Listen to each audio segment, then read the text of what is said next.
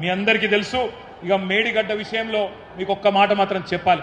మొన్న మొత్తం హైకోర్టు తీర్పుతోని స్పష్టత వచ్చింది రాష్ట్ర ప్రజలకు. కాళేశ్వరం పేరు మీద ఇన్ని రోజులు చెప్పిన జూట మాటలు అవాస్తవాలను తేలిపోయింది. ఇప్పటి నుంచి ఎవడన్నా కాంగ్రెస్ ఓడు 1,00,000 కోట్ల అవినీతి అని మాట్లాడితే ఎడమకాలి చెప్పు తీసుకొని కొట్టాలి. అవినీతి ఎక్కడిదిరా నా కొడకాలి. హైకోర్టు తీర్పిచ్చినాక ఇంకా ఏంది నీ డ్రామా అని నిలదీయాల్సిన బాధ్యత మన మీద ఉన్నది. వాస్తవం కాదా? సర్కారు తుమ్మలు మొలిచిన కాకతీయ కాలువల్లో కాళేశ్వరం ద్వారా గోదావరి నీళ్లు తీసుకొచ్చిన మాట వాస్తవం కాదా?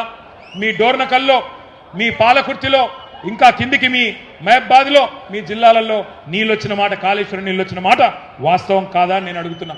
ఆ రోజు మేడిగడ్డను కూడా ఈ సన్నాసులు ఏమో చేసిండ్రు, బాంబులు పెట్టి పేల్చిండ్రు. ఇవాళ చెక్ డ్యాములు వెలుస్తున్నారు. మన హుజూరాబాద్లో మొన్ననే ఒక చెక్ డ్యామ్ పేల్చిండ్రు. ఎవడన్నా బుద్ధున్నోడు పొలాలకు రైతులకు నీళ్ళు ఇచ్చే చెక్ డ్యామ్లను పేల్చేస్తారా? ఒక గంత నీచమైన పని. బాంబులు పెట్టుడు, చెడగొట్టుడు, పేల్చుడు, ఇవి తప్ప కాళ్ళల్లో కట్టెపెట్టుడు తప్ప వీళ్ళకు మాత్రం తెలివి లేదు.